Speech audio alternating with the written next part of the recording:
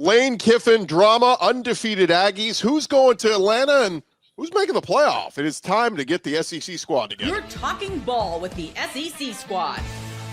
From Alabama to Tennessee, from Georgia to Oklahoma, from Auburn to Texas, it's the local experts of the Locked On Podcast Network bringing you scoops, breakdowns, and the most comprehensive preview of the upcoming SEC weekend.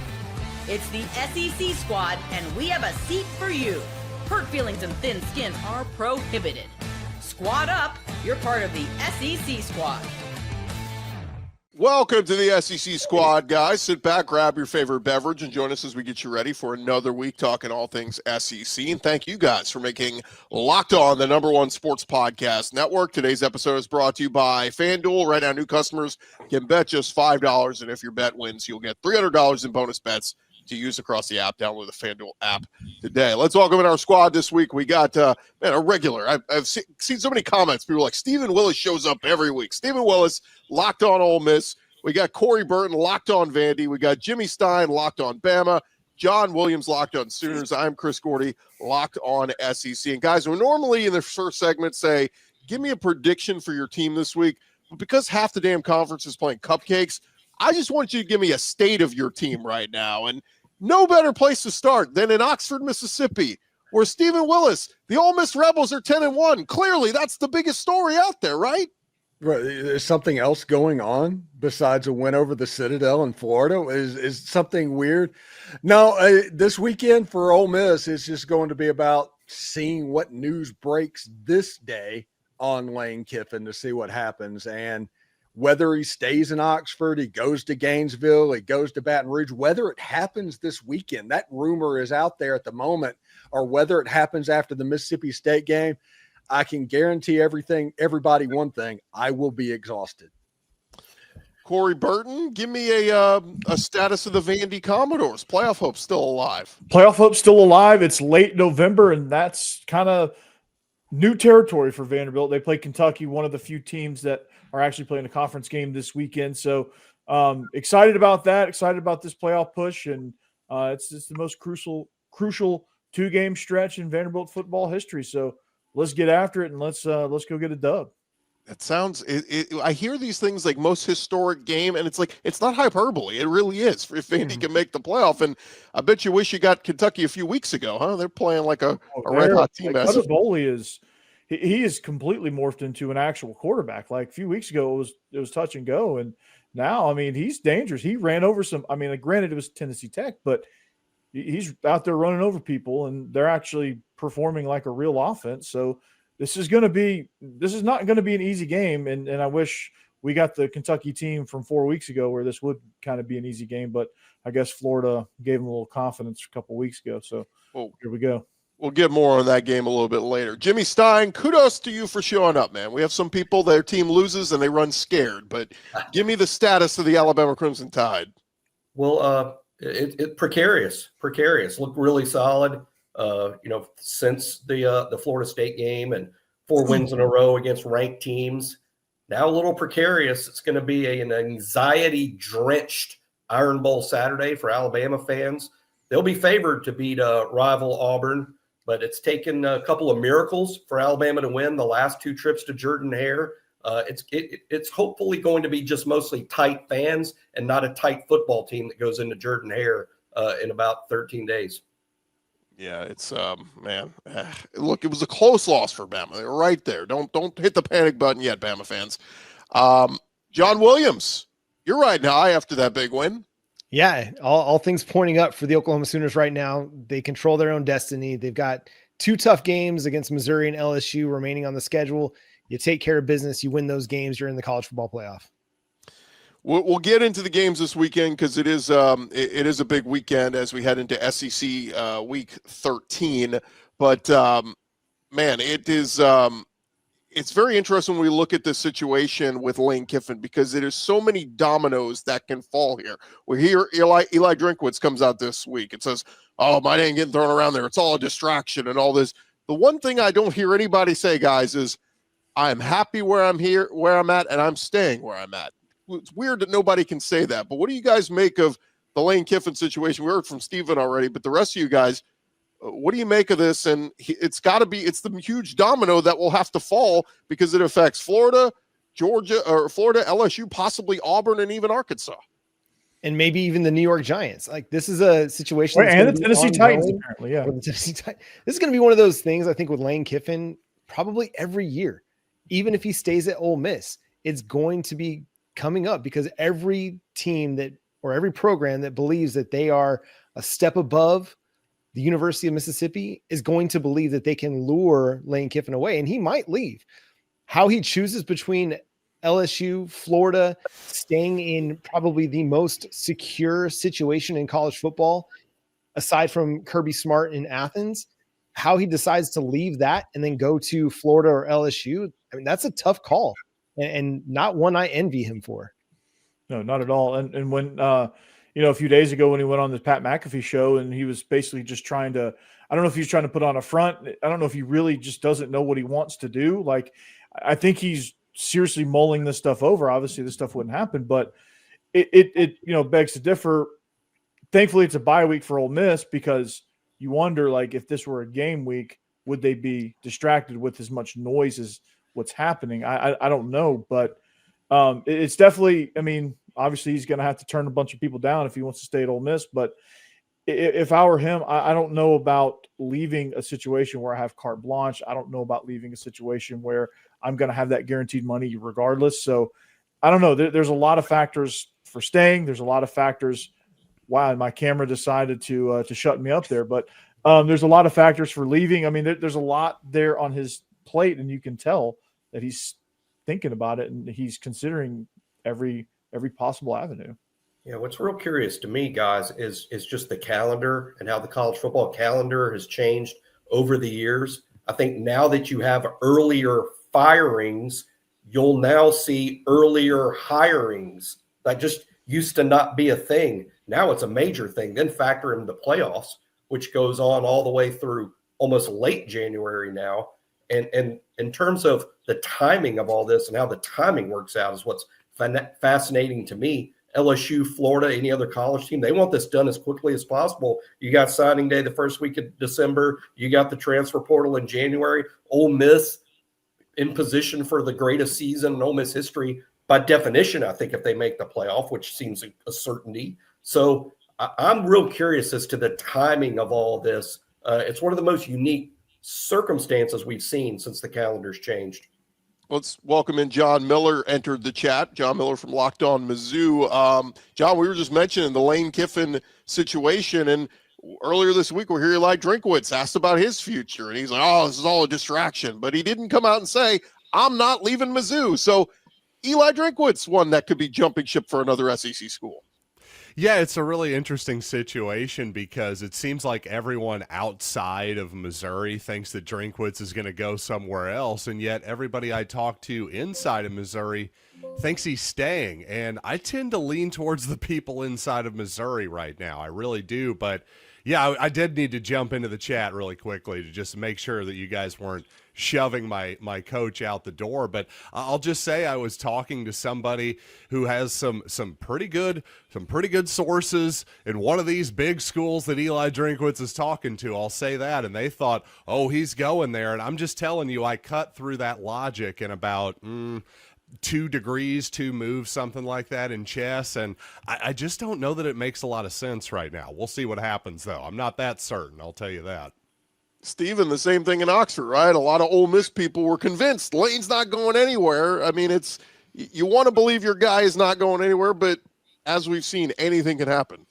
Yeah, basically Florida and LSU both have Godfather deals for him on the table. I mean, just a ton of guaranteed money, just Jimbo Fisher contracts, essentially what's going on. But Lane's genuinely happy in Oxford. And I talked to somebody that's inside the Manning Center is like, this man's losing sleep over this. And I don't envy what's going on because you're right. He has all the control, Corey. He can do whatever he wants to in Oxford. He has everything a coach could ever want except the trophy case.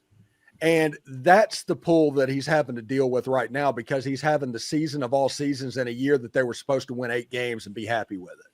So I get why there's being pulls in so many different directions, but I still would not be surprised if he stayed at Ole Miss. I would not be surprised if he went to LSU, and I would not be surprised if he went to Florida. I mean, if he's truly happy where he's at, and this is like gut wrenching to him to consider leaving, he needs to stay. Yes, maybe Florida can get you more championships, but when was the last time they won a national title? I mean, a lot of the guys that are playing at Florida, they were babies when Florida last won a national title. You talk about LSU. Now that was just a few years ago, but that was also like a historic aberration with the offense that they put on the field with Joe Burrow and that crew. So it's not like these two programs are definitively set up better just because they've got more recent national championships and maybe a longer track record of success. Lane Kiffin has created a program that can be successful in Oxford, and he's done it his way, and he's done it being the guy that he is, both on social media and with the media and on the sideline. He's done it his way, and he's created a contender. Why can't he continue to build a sustainable contender out of Ole Miss, and why not win a national championship there? That, to me, especially in this era of college football, this whole historical track record of success doesn't really mean much anymore. We saw Indiana go from being nothing, it's a basketball school, to all of a sudden they're the number 2 team in the nation in just a few years' time. So if Lane Kiffin is truly like losing sleep over the idea of leaving Ole Miss, to me, he has his answer. He just needs to stay. Just to add real quick on the LSU front, prior to Brian Kelly, the 3 previous coaches had all won a national championship. And to me, that speaks a little bit more to if 3 different guys can do it, maybe, he can do it. And 2 of those guys, 2 of his very close mentors in Nick Saban and Ed Orgeron. Ed Orgeron was on a staff at USC, on a staff at Tennessee. He was trying to hire him at LSU back in 2016 before he took the FAU job. So maybe there's that link too, where both those guys could be nudging him in the LSU direction. I don't know. I talked to somebody earlier this week from Florida who goes, done deal. Guys, I've never heard the words done deal more in my life than this week. Yeah. And none of it's a done deal. Yeah, and then one more thing to Jimmy's point, just about the scheduling, they've got to figure out a different way for the college football calendar to work so that coaches aren't running into this decision of, do I continue to recruit for the school I'm at, or do I start recruiting for the school I'm going to? How does this all play out? You don't run into this at the NFL level because there's a clear, definitive calendar. It's like, this is the season. Okay, the season is over. We're firing everybody. We're hiring our guys. We've got 2 months until free agency. We got 4 months until the draft. There is a definitive calendar that makes sense for the coaching carousel that occurs for the at head the NFL coaches, level. at least. The college coordinators still get has talked to to during out. Super Bowl week and all. I will say that. Well, and then there's that whole thing about going to classes, and there's actually like a school calendar that gets in the way. Right. So they need to move the playoff. It needs to get closer to the beginning of the spring semester. It needs to finish like right then, basically. So we're not 2 weeks into the spring semester, and now we've got new coaching changes that are happening after the college football playoff is over. If you take into account nothing but the calendar, it almost makes more sense for Lane to take an NFL job. Yep. He doesn't have to deal with the LSU, Florida, and the pressure. And so many coaches these days, because of the craziness, prefer the NFL over college. Now, I do think that the post-house settlement, things have settled down just a little bit. One transfer portal window, things seem to be settling a bit. But most coaches prefer, the pro game and not having to recruit all year. I'm not sure Lane's a huge fan of high school football recruiting anyway. But I don't rule out Lane going to the NFL at all. And Miami Dolphins is a job to watch. Yeah. All right, guys, we'll leave it there. Obviously, we'll have plenty more to talk on the coaching carousel in the coming weeks. But we still got football. Let's be happy with that. We got 2 weeks left in the regular season. So when we return, we will discuss some of the games happening this weekend. Half cupcake, half actual good games. We'll discuss that coming up next. Hey, first, I want to remind you guys about our friends over at FanDuel. Of course, the NBA is back. We got action every night, and no better place to get in on the action than with our friends at FanDuel. They are the official sports betting partner of the NBA, and whatever it is you want to get in on, pro football, college ball, still got all those SEC games up there each and every week, all of it there at FanDuel. And NBA, college basketball, there's something literally every night you can get in on the action, and you can combine your live bets into a same-game parlay if you're looking for a bigger payout. it keeps every game exciting, especially when your team is playing. And who knows, maybe you bet against your team. Right now, FanDuel is giving new customers $300 in bonus bets when your first $5 bet wins. So head to FanDuel.com, get signed up, play your game with FanDuel. They are the official sports betting partner of the NBA. And, of course, all the college action up there as well.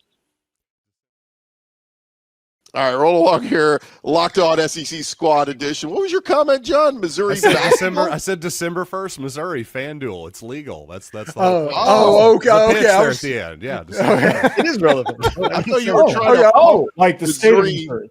I thought you were trying to No. Just a little pitch for FanDuel, just trying to get us some more money. No big deal. Hey, just trying to do some business here. I know you guys are here for the S's and the grins. I'm just here for the greens and the greenbacks. All right. Well, let's get into some of the games this weekend, guys. And maybe, okay, I get it. It's not the sexiest matchups this weekend, but let's get to a couple of conference games. And Corey, I think your game is probably the most compelling from a standpoint of It's 5-5 Kentucky against number 14 Vandy, but Kentucky, one of the hottest teams in the SEC, running off a handful of wins in a row. They knocked off Tennessee Tech last week, who were 10-0 undefeated. So give me a quick primer thought on this one. Well, I mean, the stakes are extremely high. Vandy's in playoff mode right now, which is unheard of. They're sitting at 8-2. And then Kentucky's fighting for a bowl game, which 4 weeks ago, they were just going to ride out the rest of the season, see what was going on with Mark Stoops and, just kind of try to put the pieces back together. But now they're in a mode where they got a lot of confidence. So you've got a quarterback duel that you didn't think you were going to have. Diego Pavia versus Cutter Boley, which no one thought was going to be an actual compelling quarterback duel, but here we are. And this Vandy team is playing with a lot of confidence coming off a bye week, hopefully get their defense reset a little bit to where they can tackle a little bit better and hold teams early in games so they're not having to climb out of these huge deficits. But, I mean, it's going to be, Vandy's found something on offense with tempo, passing game, things like that, to where they can score points now. And they're a little bit more dynamic than they were at the beginning of the season. So that's another element that they have ready for this playoff run this week. And then, of course, next week in a massive, huge matchup against Tennessee. So this is going to be a fun one. Vandy's favored by 9.5. That line scares the crap out of me. But the over-under is 53.5, which for a Vandy-Kentucky game seems astronomical. But it's going to be a fun one. It's going to be hard fought, because of the implications on both sides. Because of the implications. Anybody else got a feel on this one for like maybe Kentucky ruins Vandy season? I hope not. It's one of those situations. I need to see a 9-win Vanderbilt playing in Neyland Stadium against Tennessee. Mm-hmm. I need to see that, literally like oxygen. Mm-hmm. But Kentucky, for whatever reason, they figured it out. And a couple of weeks ago, before all this run started, the Wildcats coaches sat down with the Kansas City Chiefs on ways to get Kendrick Law, the football, into space. And since they've done that, some games they've been absolutely dynamic. Maybe, as Eric Kane would say, Tennessee kind of fixed him when it comes to Cutter Boley. But Kentucky, all of a sudden, they're just turning into an offensive juggernaut compared to what they were 3 weeks ago, 4 weeks ago. And that's pretty amazing. Mm-hmm. And they've got an intriguing defense. It's not one that you're going to throw up there as one of the best in the conference, but it's a defense capable of shutting down a capable offense. We saw it against Texas. I mean, they slowed the Longhorns down. And I know the Texas offense isn't world beaters all the time, but they've got their moments where they can be really, really good. And Kentucky kept that one close. I'm like Corey, I would not be too thrilled about a 9.5 line favoring Vandy. I think it's going to be a close ball game either way. Now, Vandy wants to go ahead. Mark Stoops is famous for his rocks fights. And this game has rock fights. They love to play spoiler. Just ask Lane Kiffin and Ole Miss. They love to play spoiler. Mm-hmm. Absolutely. Yeah. And with this game and the spread the way it is, this is going to be like a defense. I feel like Vandy's looking in the mirror almost with as far as the way Kentucky wants to play and the way Vanderbilt's true identity is, where they want to kind of control some things. So it's going to be kind of like a very similar matchup. So this, defensively, again, for Kentucky, they're feisty. They're not supremely talented, but they do a lot of great things. They make plays because they're in the right position. Like they seem to be well coached on that side of the ball. It's just sometimes they run up against some of these teams, especially early in the season, where they're just out there too much. And this defense is really kind of better than it presents itself. So again, a scary game, a rock fight, as Steve loves to say.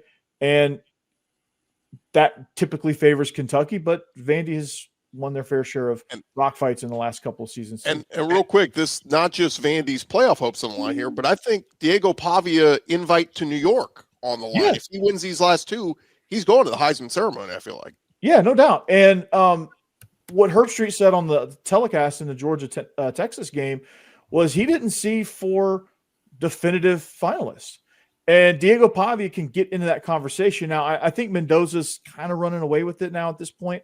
But, like, if Diego Pavia is occupying one of those seats in New York, I mean, just that alone brings a lot of juice to what Vandy wants to do from a recruiting standpoint, not only in the portal, but from high school as well. And they say, hey, look, hey, we're a playoff team. We have a Heisman finalist. Like, hey, we're doing things here at Vanderbilt. And that's the pitch that they can have. So just Diego Pavia getting to New York. By the way, sorry, Corey, I didn't mean to cut you off. I just think that's such a brilliant point by you, because anybody who's hand waving that right now, you don't get it. Vanderbilt has been the doormat of this conference for basically forever. And if you're putting a guy at the downtown athletic club, I know it's not the downtown athletic club. The point is, you get a guy into the finals of the Heisman Trophy. That is proof of concept for Vanderbilt. It can happen here. That is huge if it happens for Vanderbilt. Yeah. Absolutely. Hey, and if this game, 2 hours and 45 minutes, over under. I might take the under. Yeah. I might take the under on that. Be a lot of running the football, running clock. A real quick show of hands, who's taking Vandy to beat Kentucky? Is it going to be a clean sweep? Yeah, I figured. Saturday, by the way, is my wife's birthday. She's a Kentucky grad, so I don't know. Sorry, Mrs. Gordy. I know. Sorry. Now, I do hope Kentucky gets that bowl bid, but just do it against Louisville next year. Yeah, and they would love that even more to do that to Louisville. Yeah. And so I can get down with that win for sure. Yeah. The other big one this weekend, and it's luckily we got our Mizzou and Oklahoma guys here. Battle of top 25 teams. It is number 22 Mizzou at number 8 Oklahoma. The country's leading rusher, not the SEC's leading rusher. The leading rusher in the country, John Miller, is Ahmad Hardy. The playoffs are out the window for Mizzou, most likely, but still a chance to finish strong here. Give me the vibe on this one. Well, sure, I'll say it's 100%. The Tigers are out of the playoffs, that's for certain, but still plenty to play for, at least in my opinion. Missouri has not won in Norman. Well, they haven't played in Norman since 2011, I believe, but they haven't won in Norman since 1966. They used to play there every other year, so that'd be a huge deal for Missouri to win on that level. Also, to me, Missouri, these are two really great defenses here. The question is, can Missouri score enough to win the game? I don't know how confident I am in that. There was some talk that maybe Bo Prabula was going to be back, believe it or not. I think he's probably going to dress out and be available in like a backup emergency capacity. I still think it's going to be Matt Zollers. That's all the indications here from Drinkwitz, at least. I really want to say Missouri's going to win this, but it's too hard to say with this offense right now. I think the Missouri defense can definitely keep them in it. But even with Ahmad Hardy, who just rushed for 300 yards last week against Mississippi State, I just can't quite go that far. Interestingly enough, the last time Missouri also beat Oklahoma in back-to-back seasons was back in the 1960s. So a chance at some history here for the Tigers. I don't think Ahmad Hardy is going to run for 300 yards against Oklahoma's defense. It's a safe bet. To me, yeah, that's a safe bet. To me, that's the key. If Oklahoma is able to minimize his impact, he's going to get some. He's just too good. It's like playing Shaq back in the early 2000s. Shaq's going to get his. You just got to make it to where he's not killing you every single time down the floor. That's the same thing with Oklahoma versus Ahmad Hardy. He cannot gash you on a regular basis. He's going to get a couple big runs. It just can't be big run after big run after big run and after big run, and allowing Matt Zollers to play out of 2nd and 1, 3rd and 1. If you can keep them playing 2nd and long, 3rd and long on a regular basis, that bodes well for Oklahoma's defense. But I mean, Oklahoma's offense hasn't been anything to write home about. it has been a struggle without some turnovers and without some special teams, big time plays on that end. Oklahoma really hasn't had consistent offense since back in the Auburn game. So they've got some things that they've got to answer. Missouri's defense is certainly capable of slowing them down. If Oklahoma can get some turnovers, get another big special teams play, that bodes very well for them. And listen, Oklahoma's got an edge in special teams because they've got one of the best kickers in college football, if not the best kicker in college football. They just need a little bit more from their offense to be confident that they can have a win in this one. But it's a big matchup, and I'm not sleeping on Missouri. I think the line at 7.5 is too much. I'm not confident in that at all. I think this could be a rock fight where it's like, I've told people it wouldn't surprise me if this is like an 18-12 kind of a game. Yeah, I mean, just figuring out what Brent Venables is going to throw at Zollers is going to be the most intriguing thing about this matchup, because, we know what Venables can do to quarterbacks, and he kind of put Ty Simpson in a bit of a blender last week. So it's going to be interesting there to see how Missouri's offense kind of handles that situation when Ahmad Hardy is slowed down and not able to rush for 300 yards, and Matt Zollers has to go out and make some plays, not necessarily put the game on his back and win the game, because I think Ahmad Hardy and that running back duo is good enough to kind of also shoulder some of that load. But when you have to put some key situations in Matt Zoller's hands, that favors Brent Venables, and that's where the low scoring stuff is going to come in play. Can Missouri's defense, John, can those edge guys, can Zion Young, can Damon Wilson, can they create some really adverse situations for Oklahoma's offense and put them in some bad spots, maybe steal a possession or two to kind of get that edge? I don't think it's explosive runs for Ahmad Hardy. I think this is the game that you don't want it to go 2nd and 6, 3rd and 2, 1st and 10, 2nd and 6, 3rd and 2, 1st and 10. If that happens over and over, that's going to make it to where Missouri can hide Zollers a little bit at quarterback, and they're staying on schedule, because I do agree with John. If it gets to 2nd and 3rd and long, Brent Venables is going to eat up the true freshman. If he plays, it's one of those things. It's going to be up to Oklahoma to make sure you don't fall into the 2nd and 6, 3rd and 2, and it's just 4 yards every single carry. Yeah, Jimmy, with a healthy Bo Perbula might be a little different, but I think Missouri, if you're going to be one-dimensional against this Oklahoma defense, you better be able to throw the football. I don't know that Missouri just running the football is going to have enough success in this game to win it, but I do think that it will be a close game. That those Missouri pass rushers are for real. I think they're going to give Oklahoma some problems, but low scoring. I like Oklahoma to win. I just don't think a team that relies on running the football is going to have enough success to beat that defense. And take Jimmy's word for it. His squad played both these teams already this season. So no, it's gonna be exciting. Look, Oklahoma up to number 8 in the playoffs. Quite a turnaround. Brent Venables on the hot seat in the offseason. Suddenly he's got his team primed for a playoff, and it's going to be a lot of fun to see. When we return, guys, 2 more big games in the SEC this weekend, and then a bunch of cupcakes. More Locked On SEC next.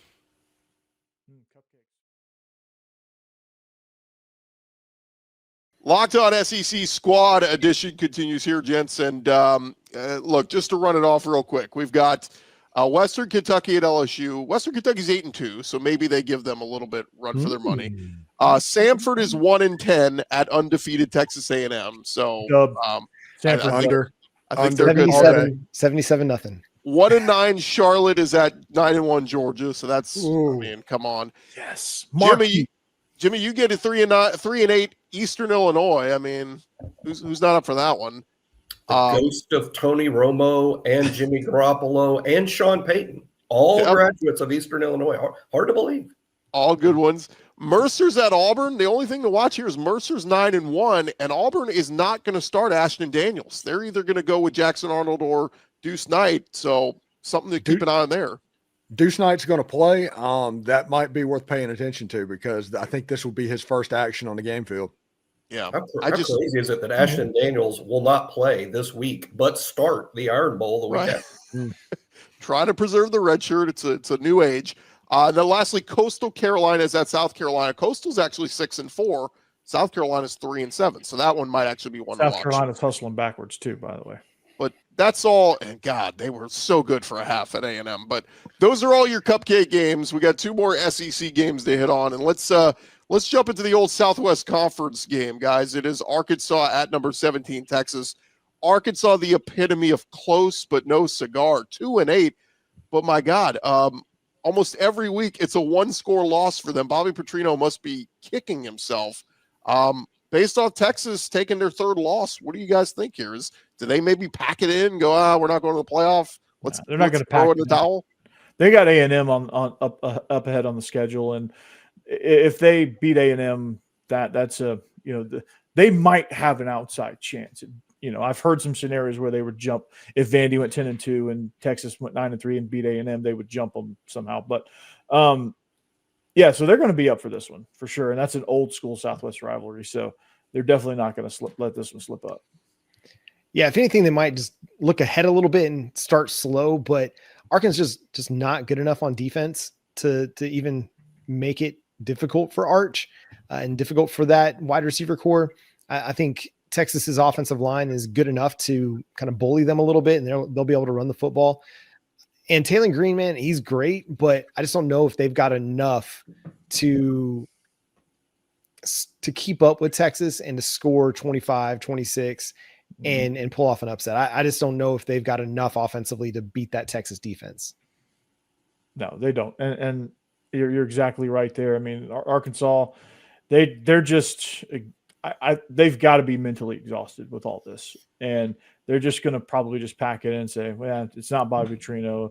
We're just going to kind of play it out and just do the best we can. Players are like, hey, we're looking for portal spots, and it's just kind of like what Florida's going through now. They're just kind of coasting a little bit.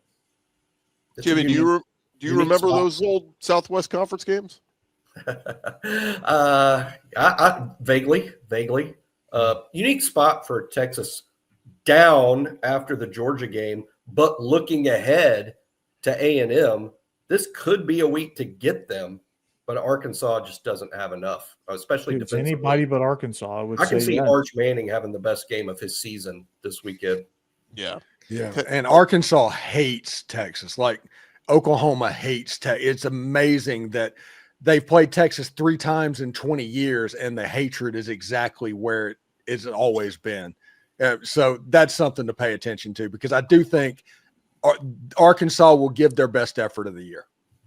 Yeah, I was just bringing it up because I've got some Longhorn friends that, they tell me about Texas and Arkansas. We hate each other. It's like, okay, haven't seen this one in quite a while, but or at least as a conference game. They played each other a little bit in non-conference. All right, gents, last one. It is Tennessee at Florida, and Tennessee 7-3, playoffs off the table likely for them. Florida 3-7, but when you consider for them too. Yeah, well, yeah. But when you consider Florida has had Tennessee's number, you got to think Josh Heupel, man, he wants to stick it to the Gators in this one, especially in the swamp. This would be a good opportunity for him to get that done with a team that's kind of packed it in a little bit. But again, Florida's pesky, and Florida could say, hey, we're going to ruin whatever good season you were having and send Tennessee into some sort of tailspin. Yeah, Florida's not going out lightly. They're taking fights to everybody they play. Surprisingly, you'd think that after they fired Billy Napier that things would kind of go downhill, but they're battling out there. And Hype, he doesn't want to lose this one and then have to face Vanderbilt and potentially go into the end of the season on a losing streak with those 2 losses. That would be kind of rough for Hype, man. And listen, I think Josh Heupel's a really, really good coach. I still think he's kind of maybe got a little bit to prove to that Tennessee fan base. And also, it's important to remember the last time Tennessee won in Gainesville, Eli Manning was a senior at Ole Miss. So, wow. Until Tennessee wins down there, I don't know that they can. Yeah, it's like one of those places it's just not meant to be, not meant to happen. Yeah. And that's troublesome for a Tennessee group that's looking for some confidence, especially after what Oklahoma did to them.